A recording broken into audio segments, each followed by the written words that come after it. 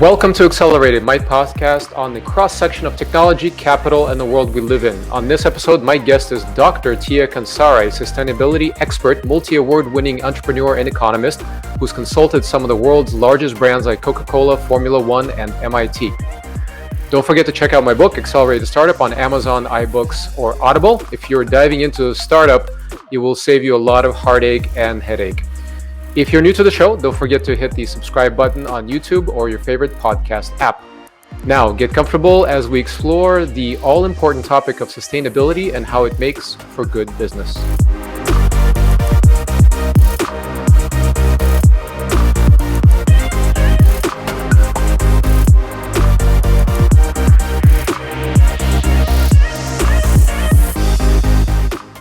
Dr. Tia Kansara is a multi-award-winning entrepreneur and economist, the youngest to ever receive the Royal Institute British Architects Honorary Fellowship. She's the co-founder of the first ISO-certified sustainability lifestyle consultancy and CEO of Replenish Earth, a cause and collective action to protect the global commons. Tia is considered one of top 100 most influential leaders in tech by the Financial Times and Inclusive Boards. She's worked with Coca Cola, Bloomberg, the European Commission, Forbes, Formula One, MIT, and Siemens. She has a number of publications in peer-reviewed journals covering a number of topics from sustainable cities to human performance. Among many of her academic credentials, she has earned a PhD in energy efficiency and sustainability from the University College of London. So let me welcome Tia with us here. Welcome to the show. Thank you very much. Thanks for being here. Very excited to talk to you. It's been some time since we connected. What we were chatting about before the show is that social media does have some positives, right? Once in a while, we get to connect in the real world, and then we get to keep in touch on the other side of the world for many years, and haven't seen each other in a few years, right? But we keep in touch time to time here. So I'm very glad to have you on the show. My audience is a lot of entrepreneurs in capital, but I believe your topic is quite unique and interesting to this audience, and very, very important. So we're in the middle of this pandemic. And for me, there's a silver lining, is that I think people starting to finally realize what a crisis feels like. And we know, and a lot of people that are kind of awoke and aware realize that the climate crisis is far worse and permanent. It's not a temporary sit at home and watch Netflix type of situation. So talk about your perspective on this. I mean, the first aspect is really, yes, people do watch documentaries on Netflix, and yes, it is a great way to reach out to people.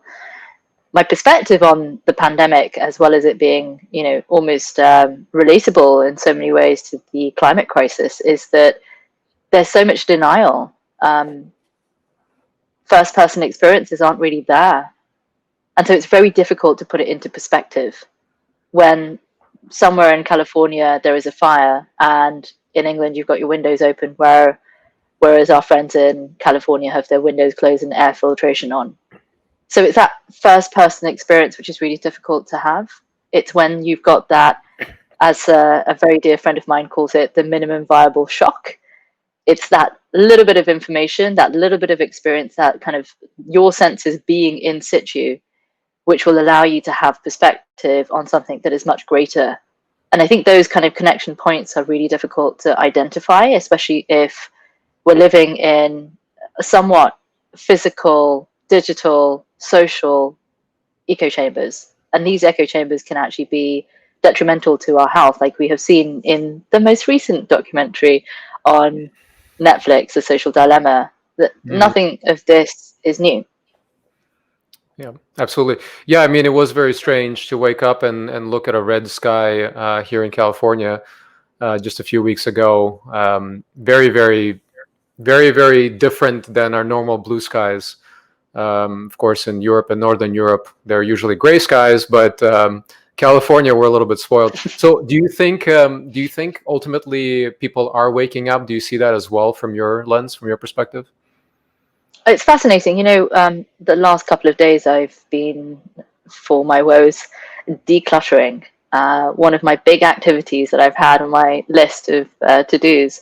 And I was just going through documents upon documents like 10, 15 years ago. I'm really bad at decluttering. And, just picking up a variety of sort of papers, like, Japanese papers, things that I've like collected from over the years, and I'm amazed at the amount of movement that we're experiencing today.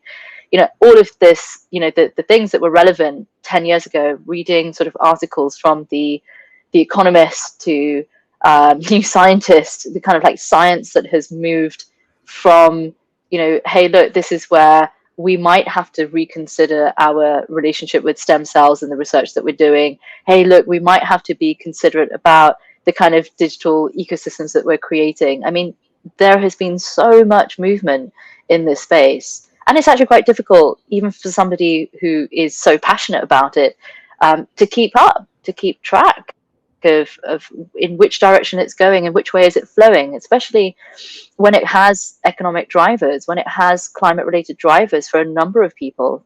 People are making decisions on where do they want to live. The next wave is coming in the UK and we're ready, and we're basically locked down after 10 p.m. So what does that mean for us when we're preparing for another set of unknowns? And many people who have isolated in during lockdown have wanted quite desperately to have community around them and to have people who also understand and value the things that they do. So it's a really interesting moment in our lives for a sort of like an unwinding and a winding up.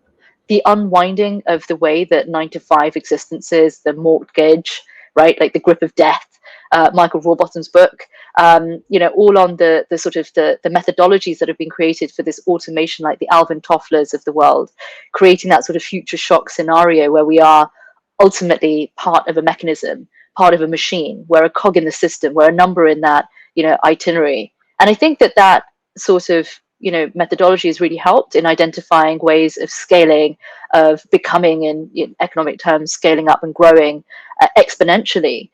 But it has consequences. It has consequences on our health. It has consequences on our families. And I think that's where the unwinding piece has been really taking place, where we're able to see, is this what I actually really want? Do I want to be stuck on, I don't care if it's a penthouse, but do I want to be stuck in a penthouse where I can't really freely roam in the centre of London? Would I rather be, and then ... would I rather be in New Zealand? There's chatter about being in nature way more, because that's part of, what we call our mental health, our ecological health, our, the inner wild of what we, what our essence is. And I think that closer to that essence is an awakening, really, of that transition that the COVID has actually put us through, this sort of like strange chrysalis that we're in, from the caterpillars that we may have been to the transformation that we're going through, to recognize this global relationship that we have now created with a global population who is also experiencing something uniquely, but together. So it's really amongst the first ever experiences, especially for me in my life, that something has become so globally relevant. And, aside from, second, third, fourth order effects, this first order effect, this first experience, this subjective experience, is something that we're all having. And we're trying to make sense of it. What does this mean for me? What does it mean for my children? If we go into another lockdown, is the economy going to crash? Well, we're in recession already. So is it going to get worse? Are we going to have XYZ available in terms of resources? So there are very big questions people are asking. And when it comes to the climate and how the climate is in response to the way that we're living, such as the other documentary that is coming online at Netflix with David Attenborough, but also iPlayer with Extinction, are these conversations that require wrapping up these arguments, wrapping up the science, understanding where the science and the fiction actually really does lie, and where there is, and naturally there will be many questions, because we can never be 100% certain about absolutely anything. And so how can we be certain about impending extinction? The planet's going to continue. The planet doesn't need us to survive. We need the planet to survive. Yeah, I remember when we met at TEDx San Francisco. We both spoke there 5 years ago now. Time flies. I remember your topic was about replenishing, so kind of the opposite of consuming and resources, but actually putting resources back in a sense. And it's interesting how it's a few years later now, and how society with potentially with the help of COVID and everybody kind of shocking the system and making everybody think, or many people, let's say, think about how they live and making changes, that perhaps we can go in the right direction, and maybe there's a silver lining to this whole thing. So if we look at business a little bit closer and kind of tie this into how businesses can think about this, how entrepreneurs can think about integrating these ideas and these values into their business. When I was starting one of my first companies, I was determined to include a CSR role, right? A sustainability role. And to me, it was kind of natural, but I didn't know any better. And one of my advisors, who became an investor, later said, that's all great, but don't do it on my money. Do well with the company, and then do good with your own money later. Put it towards things that you care about. Do you think that, I think the answer is yes, but I would love for you to kind of expand upon, why this might be misguided advice, even more so going forward. A couple of things. Larry Fink most recently mentioned that if you don't look after the planet, you don't have much of an investment. Our resources come from the planet. Our relationship with the planet is thoroughly, in sync with what we do on a daily basis. Our lifestyle is dependent on that. Our civilization is dependent on that. Our infrastructure is dependent on that. The air that we breathe is dependent on that. We try to put it into context by putting some level of condition around it, right? This is a house. This is the conditions of what a house is. These are the legislations that we use, the policies that we incorporate into cities and buildings and designing businesses. But ultimately, they won't exist if the planet doesn't. So I think really when it comes to the relationship that we've created when it comes to business is, don't worry about it right now, because we don't need to worry about the consequences, because that is external to the system. Hence the externalities that us economists actually measure, which is the consequences of our actions on the economy and the environment. But don't worry about it. That's external to our responsibility. We've just, brushed it underneath the mat. Nobody needs to be concerned about that.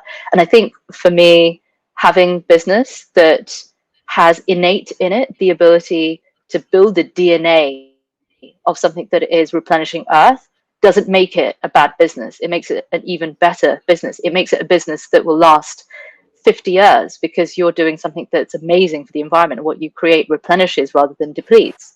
If you are ultimately going to continue to deplete the environment, mining it, strip mining it, and you think that you'll have resources for 100 years, you're mistaken. And that's where we are with, the understanding and appreciation of something that is an afterthought. Don't worry about it. Put it into a dustbin. Nobody needs to be concerned about it. We'll sort it out later. That later never really comes. That later comes Right. so badly and so quickly that then you have disasters. So it's really short-sighted of somebody not to be concerned about what happens in the long term. But I also recognize that, if you're making a quick buck, that you're not going to be thinking about the environment. The number of organizations that I have had these conversations with, where it's very difficult for them to see, is this going to be benefiting my bottom line right now? And quite frankly, maybe it's not. But nor will it be to have really bad carrots in the organization and the culture that you've created. If you create a culture that is of mistrust, that's very short-sighted. And in the long term, people are going to burn out. They're not going to want to collaborate and work with each other. You're going to increase the amount of competition in the actual, in terms of game theory and the psychology of the actual community that's working together. And nobody's going to want to be there. So, I think it's in our grasp, right, to, not to consider the environment as an afterthought, but as a forethought. If you have an organization and a design of a business that, by virtue of from point A, from the way that you're designing the business not to have waste in it, that's a huge success already. So let's hit a practical example. Let's say somebody's starting a small business, a small business targeted software company. What can they, traditionally they wouldn't think of themselves as, environment impact would not even be a factor in their calculus of designing that business. How would you give them guidance? Let's say it's a tiny little startup with two people that have some goal of building some software as a service product, let's say. How would you direct them to think about sustainability and how to integrate that into their business? Yeah, that's a really good question. So the first thing is I would move away from the word sustainable, because sustainable is all about sustaining the status quo, and we're moving away from the status quo. So the first thing is to think in terms of restoration or regenerative, or these sorts of sort of like the change in the word and the terminology is really important here, because we're moving away from limitless growth. So the idea is to have, if you look at the SDGs, they're a really good starting point. Think of it as a foundation. So the first thing that you do is look at all the SDGs, and it's not one at the cost of the rest. It's like, oh, I'm going to be really helpful to women, but then the rest of the SDGs I'm not really going to be concerned with. I appreciate there's a lot there, but then there's a lot there not to be aware of. It's like, a business that doesn't understand its risks.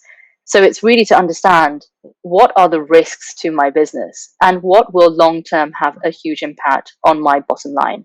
So the first thing, if there's two of you and you're thinking, right, I'm going to start a really awesome software company, is to think about who's done it really well in your industry already, who's being successful and why they're being successful, and for how long will they be successful. There's lots of legislation that's coming in. There is a number of policies that will be impacting businesses on a number of scales. We have deadlines when it comes to climate mitigation tactics. So, for example, with California, I believe it is, there is a new regulation that's coming in for fossil fuel cars. So anything that is non-electric, I think after 2030 something, will not be allowed. 2035, yeah, yeah. 35. Yeah, they just announced it last week, yeah. So They just announced it's a it. little long So in my view, but we'll see yeah, how it totally, goes. way too long. Like thinking in terms of China and bringing in sort of like zero waste regenerative organizations and or communities and legislation by 2060 is like, I think I'm going to be dead by then. if things continue the way that No, they do, I don't you're have pretty the healthy. I think you've got I 40 don't years think in it's you, about no my problem. health. I mean, I look after myself extremely well, but I'm not too sure if the environment is actually going to be able to Yeah, handle, from the perspective. the amount of atrocity on it.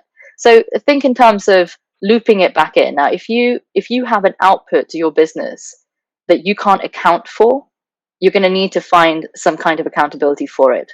So that's the easiest way. So once you start looping in, so for example, take Coca Cola, the innovation workshop that we did in 2014.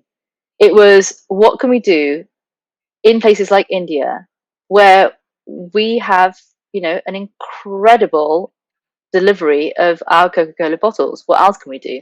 Their distribution is second to none. And in India, where you won't find a tetanus jab, a polio jab in your local community, you'll find a Coca-Cola.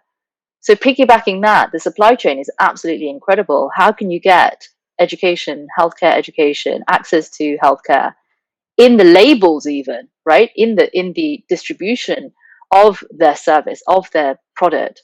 So it's almost like looking at different ways that you can, change the business model so that it's much more appropriate for, you know, society, other SDGs. Think in terms of like, every year I want to approach one more SDG, if already it's quite overwhelming.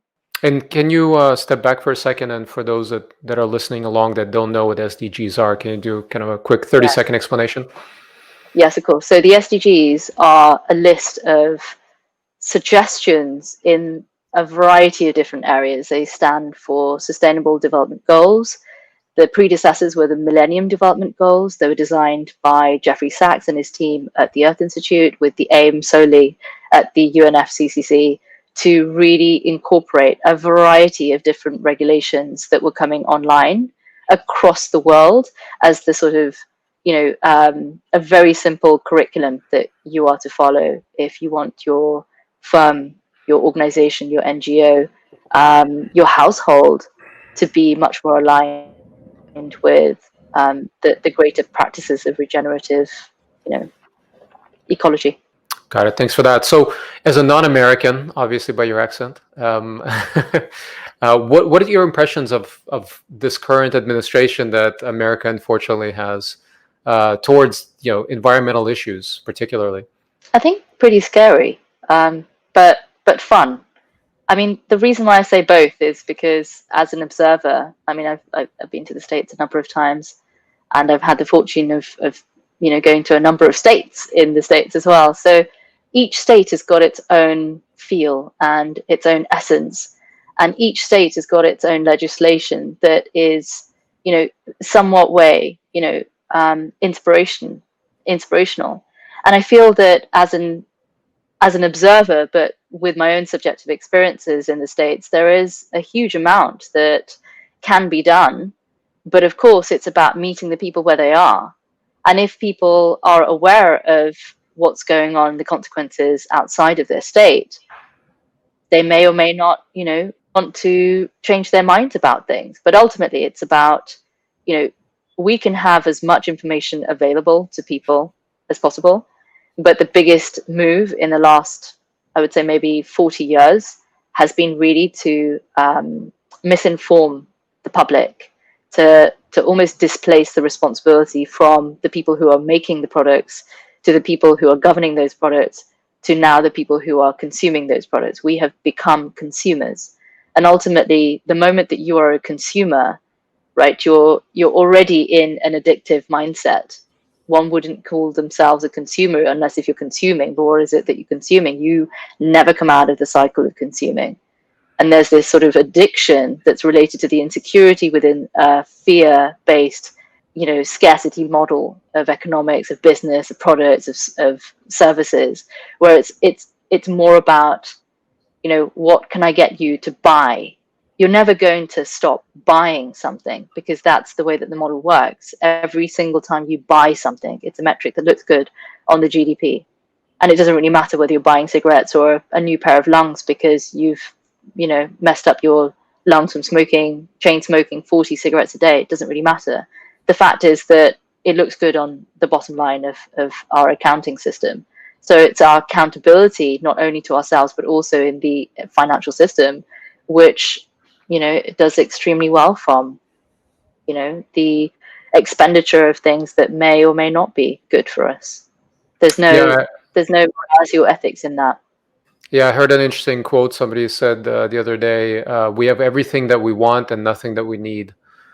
Ouch. So it's quite a brutal assessment. But more specifically, with Donald Trump and his environmental policies or lack thereof, is American leadership even relevant anymore in the world? Because America used to lead on this, and the Paris Accords were pushed by American administration. What are your thoughts? Kind of, is America really even relevant to this discussion anymore, or has somebody else picked up the baton? It's a really good question. I think geopolitically speaking, I think Asia's been a forerunner when it comes to legislation. I also think that they're also seeing the effects of, first world countries having such a negative impact on their own economies. So if you look at, rubbish that is being imported into Thailand, sorted, and then recycled, or into places like the Dharavi slums in Mumbai, where they make well over $1 billion just on the waste of others. I think it's becoming more and more visible to them. Like you walk down the street in India and there's a pile of rubbish, another pile of rubbish, and before you know it, you're walking down a dustbin. You become blind to it until it becomes, and somebody brings it to your vision. And I think that countries that are experiencing, sea level rises, entire coastlines that are being devastated by climate related issues, to mass consumption to the extent where even in China there are pollinators that are humans because bees don't exist. So it's really fascinating now that much of that Black Mirror episodes of the little bee drones being like little strange beings that are dotted around is almost becoming a reality. It's very strange, but it's if we're sort of like we're skimming at the moment, without having to do much. And I think we're going into periods of our lives where inaction is not possible anymore. It's just not. It's Yeah, even when it comes to wearing a mask, pandemic, right? Like inaction, right. not wearing a mask, and although hands up, I've had COVID, so I've had the blood test, and there's proof that I've actually had it, and obviously I've survived it. But I'm still a risk to others, and I take that quite seriously. Although the idea of wearing a mask is sort of and action. So what are the actions related to the climate? Where you purchase your items, where you create, output. If you were to put all of your waste of the entire year in your house, would you be able to handle that? Would you think about what you're consuming just based on the choices that you have, the consequences of which you would have to suffer because it'd be in your space? So I think that sort of personalization of the issue is really interesting and important, because it makes us much more aware of the consequences to our choices. Every single time I spend a penny, I mentioned this in the TEDx as well, every time we put a morsel of food in our mouths, every time we have conversations with people across the world, everything that we do has consequences. And understanding those consequences in in daylight is really important. Recognizing where those echo chambers exist, where we know that we need to be a little bit more aware or a little bit more careful where we're treading. So yes, I am skirting around the political issue, but I also think that there has never been a time where the power of the people has been more important. And there has never been a time where dictatorships have become more prevalent.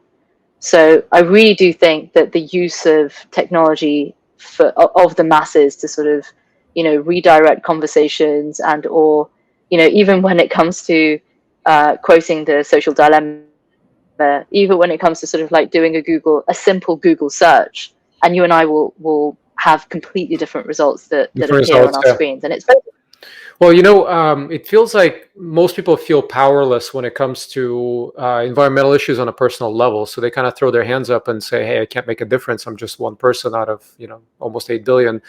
What advice would you give them for them to understand that they can make changes? And then we'll in the next question we'll turn it back to business. But on a personal level, what can people really do to feel like they're making a difference? Because I think that's the biggest motivator, is kind of feeling successful in whatever they're trying to do.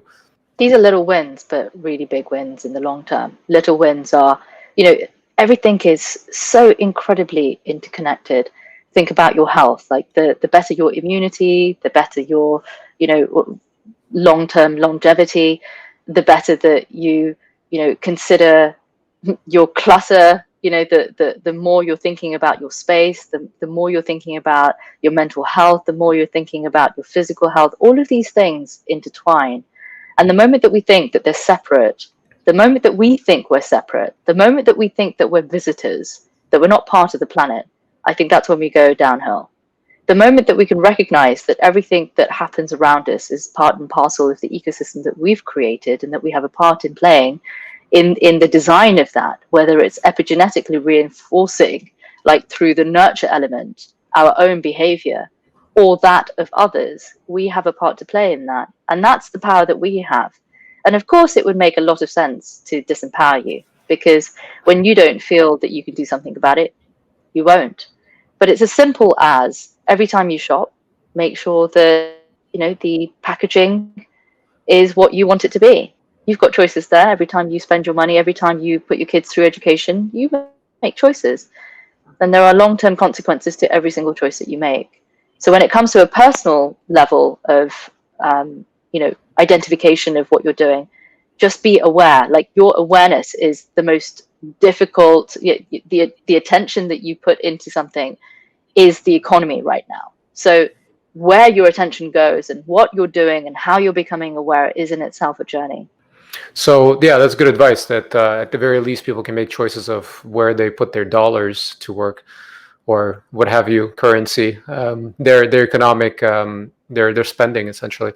Now, if you were to run the world, and I hope to get a chance to vote for you for something one day, what would you do from a political standpoint? I mean, what do you think it needs to be done from the government standpoint to really nudge into the right direction, nudge people and make them realize that they should be making changes to how they live? Yeah, it's really fascinating. I've talked and thought about this a huge amount from the city's perspective. Like, how do you design cities that are ecologically, appropriate, to how do you design businesses? How do you design lifestyles? How do you design communities, whether they're digital or physical?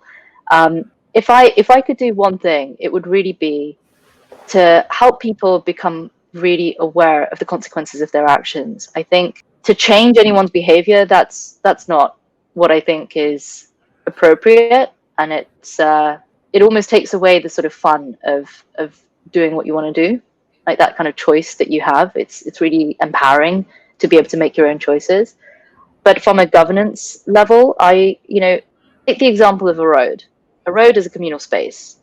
If one person drives down that road with a car and is a hazard, it can have huge impacts on people on the streets, maybe on a bicycle, somebody, a grandma that's walking across the street. So one can become a hazard on communal spaces where others also exist. And that's effectively the tragedy of the commons, where we have overgrazing of lands that are for communal use. So when it comes to the protocols or the governing principles of the global commons, which is basically where we are, the globe is a global communal space. And in this global communal space, there are countries, there are citizens of each of these countries. And I would give and invite everybody to go beyond the level of country, the level of community, and to the level of global citizenry, and invite them to make decisions based on that. That's the one thing that I would do. So the infrastructure that I would create, if I may, is like a driving test. You are a hazard to your local community if you do not drive well. This is not about whether you've got privilege or not. I would give everybody the opportunity of driving the car, but the aim is to move them into a space of safety for themselves and for others. So that's for me, the governing, principle that I would introduce, that this is our communal territory and it is our communal responsibility. The Japanese call it rentai sekinin, with the responsibility of the communal area. And every month, everybody comes out and sort of brooms up, cleans up. They do that at school, so it's kind of like inbuilt into the community, and I think it's really beautiful. And I also find that it doesn't really matter what age you are or what industry you work in. Everybody's got a broom in their hands, and everybody's working to have this sort of communal aim. And I feel that if we have these sorts of global scares like the pandemic, the number of people that have been working together, I see them all across all of my Slack channels, all of my WhatsApp channels, so Facebook groups, etc. Everybody coming together and saying, right, what do we need to do? Let's make sense of this. Let's gather information about this. Let's help others out where that information may not be available. Why is there an asymmetry, to the information? How can we get, supplies to people? All of these things. And when we pool our resources together, we have abilities beyond any one individual. So I think that's the thing about competition versus collaboration. Competition is very much the gladiator game. I'm going to win, you're going to lose, right? I've got the nuclear power, you don't. I've got the military power, you don't. The first thing that you're going to do when you've got the ability is to go out there and go and get some weapons. So the militarization of our economies have eventually led to these weapons being created, but then need to be used. You can't just store them away somewhere. I mean, it costs a lot of money to make them. So, of course, the first thing that you're going to do is to go and use them. And you need an excuse to use them. And you will find an excuse to use them. Yeah, I mean that's quite interesting. Is this concept? There's viral videos that go out that show how kids in Japan are doing the cleanup themselves, and it's interesting that that's that direction of communal kind of aspect and mindset more than anything. That is definitely a good place to start. I think I definitely agree with you. So you work with some of the biggest brands in the world. Younger generations put a lot of value into sustainability and in the environment or beyond sustainability.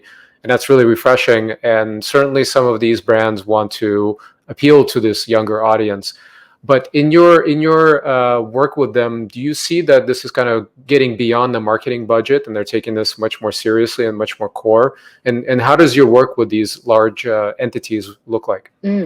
It's quite scary for them, of course. When the Ellen MacArthurs of the world was sort of presenting pictures of what was happening in the Pacific Gyres as she was sailing across the world, was quite scary for people. And her first approach was not to start pointing fingers, but was to say, well, why is there a Coke can in the middle of the ocean where nobody's drinking Coke here? Like, who is it? Is it this whale? And I think that sort of, the conversation, the starting conversation is really important to have, because we're not to blame. We're all responsible. I've bought Coca-Cola in the past. I've drunk Coca-Cola in places. And, the sort of the communal responsibility is really important there. I feel when it comes to these massive organizations, they're like countries. They're like their incomes are like GDP. They've got the power to do so many amazing things, but they're slow. And they're slow because perhaps their organizational structure is much bigger and takes way longer to budge them and move them. So of course, it's taken them a really long time to identify whether this is an actual, marketing strategy because they've got products, because they've got customers, because people are asking about it. And it's sort of like a very strange loop. Should we make it because somebody's asking for it? Or should we then make it and then see if the actual, products are available and important to people? It's like a typical sort of branding exercise would be, why don't we identify almost like personas of people that would be interested in a Tesla, for example, and or create the persona that would attract, the purchase of a Tesla. So it's one of those, do you create the product and then create the customer and then identify the customer according to that product, which is, the values that you have in the actual product. And what does this mean? Are you going to open a bottle and open Coca, like open a bottle, open happiness? There are messages that are put out, across the board that can be quite detrimental to our health when, what we're saying is, if you can take a really nice picture and like it on Facebook, then you're acceptable. And if not, then, people don't like you. And so there are the number of suicides that have been going up in younger groups is actually quite shocking across the world because of that. But when it comes to the bigger brands, I think they have started to realize that it's as simple as, if we don't, like, just supply chains, like 2016 when there was that huge blizzard in New York and New York was out, every inch that needed to be cleaned up of that snow cost about $1 billion.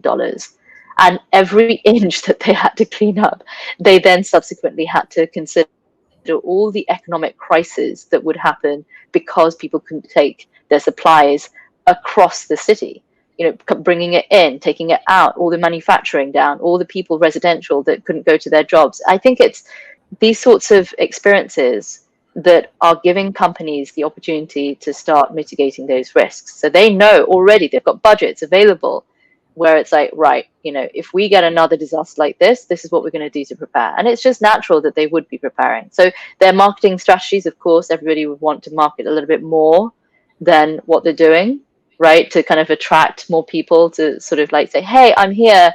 These are the products and services that we have. No, this is what we have. So there's going to be a natural sort of competition there for attention in that field. But ultimately, the person who's purchasing has to have the opportunity to make those decisions from a super young age and growing up. You don't get to the age of 18 and then get called an adult. And then, from literally school where you have to put your hand up to go to, relieve yourself, to ask permission to do so. But then you're choosing the universities that will have a huge impact on your long-term education. There has to be responsibility from a young age where you are making decisions based on your socio-political views, bringing in different kinds of legislation. What is your perspective when it comes to immigration? Is it a humane approach, a nationalistic approach? What are these approaches? Why don't you learn about them at school? Why aren't we taught these at school? So there is a sort of like you would the SDGs, a list of these sorts of legislations like My Vote does, where it's at the moment that you've read through all of them, all the different kinds of policies, you then get a green light to actually vote. But if you don't know what any of these policies are, and I put my hands up, at the age of 18, I didn't know who I was voting for because I was never taught at school. And I never took it upon myself as a responsibility to actually take that on either. And very much like my own, methodologies for preventative health management, I thought the NHS was going to help me till death did us part. It's only because of the experiences that I've had with people who are very, very close to me that I know that triage actually exists. And if there are consequences to my bad health and bad eating and bad habits, I think I would have really liked to have known that a long time ago. So it would be fair to summarize, I guess, then that for these companies, perhaps their motivation is more marketing driven because they want to appeal to this audience that has a different value system. But then those marketing initiatives could drive the big changes inside the business. Would that be fair to say? I see it as a ratio. Exactly. I see it as a ratio. The more people demand something, the more the supply is then created. It's one of those. And I think that naturally when people are talking about, well, have you got parabens in your item? I don't really want to buy that. Oh, you've got plastic? Nah. you can make those choices, and it's actually quite surprising. The moment that like market forces will determine, because this is the free market that we exist in, the moment that you have a carrot for these companies that, where it's like, okay, well, now we're going to be reported on our waste. Like they're actually going to do a waste audit and start measuring how much waste we've got, and then they're going to use it as a metric. We've got to do something about this. We can't look bad. No, this is going to look really awful. The culture is created by the director of the organization, right? The CEO is responsible for poor performance of a business to stakeholders or shareholders or whoever else is involved in the actual business. So it's when you look at your entire sort of accounting system in businesses, and you're looking at the different sorts of consequences from where you're actually purchasing your products from, the consequences to the people, the local consequences, the ecological consequences, and the cost to society because of that cost is becoming more and more and more the actual business's cost. So it's less the government's taking responsibility, it's less the consumer taking responsibility. And the last 10 years, businesses are becoming way more, responsible for those kinds of costs. So because businesses are, being shown a mirror to the afterthought scenario where it's, don't worry, go out there, make all of your money, and then if you've got some left, maybe put it into a kind of a charity or donation or philanthropy. So philanthropy and charities actually exist to kind of survive off organizations that make huge sums of money. But many of these organizations, at least the ones that we've experienced in the last 50 years, have been depleting, and they run through this sort of scarcity model. So it's time to shift that. What happens, you can still go out there and make huge sums of money, but your business model is slightly different. So it's really a case of how is your business model going to shift because of this? Yeah, and then kind of to extend on that, what advice would you give founders of startups, right? The opposite of the large enterprises that you've been working with, because a lot of the companies, like we discussed at the beginning, are a lot of the founders, have these traits in their character, and they have this value system, and they want to put it into the companies that they build. How would you advise them if you were an advisory board of a tiny little startup? How would you direct them into kind of building this type of business from the beginning? I mean, it's a really, really good question, and I've come across it a number of times because we've done accelerators, we've worked on hackathons, we've worked with a number of young people who are interested in creating businesses. We, ran the Clean Tech Challenge, a variety of different summits related to this, and it's really fascinating because you've got an idea and you want to do something and you want to do something good. So there is that pressure, but ultimately it's about creation, and it's about value that you're creating for another person, and that value can be something that may not have been created before. So there is absolutely no reason that you should listen to any of the businesses before you, because you can go out there and create value that has never been experienced before by anybody before. So this sort of legacy system that we've inherited doesn't have to be our legacy system. You can decide that all of those things that people have created before are really interesting, but I'm just not going to go down that route. So have full support in yourself and acknowledgement that what you create, you have the ability to completely and utterly shift the behaviors of the people that will be buying your items or not buying, or buying your service or whatever. So the first piece of recommendation that I've got is that that's not your issue from the past. That's not your past. You don't have to continue it at all. You can break the cycle in deciding how you're going to be changing your business model. And then look at your business model. Look at the forethought, right? Replenishing as a forethought. Look at how this can be part of the DNA of your organization. Get in contact with us. Happy to work with you, happy to advise on the different sort of supply chains that you can analyze, understand your waste audits, understand your sort of like CO2 footprinting. And it's not about, we're going to create this sort of harm to the environment. Don't worry about it. I can then pay off my guilt. It's not about paying off your guilt. It's like, don't worry about it. Like, I can, buy another 10 trees to cover the cost of. Don't make it in the first place that you have to go and buy, 10 trees to pay off your guilt or your carbon, tax.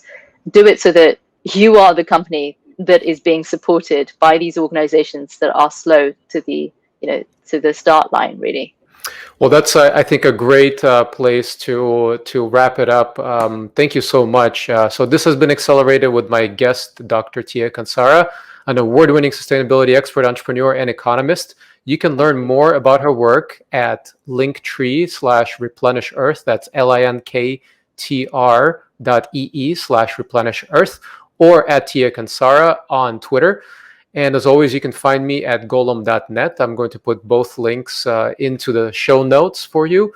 And I encourage you to think about how you're going to build your businesses, how you're going to transform your existing businesses so you can replenish Earth. Tia, thank you so much for being on the show. It's been so lovely to see you. And thank you for all the great work that you do.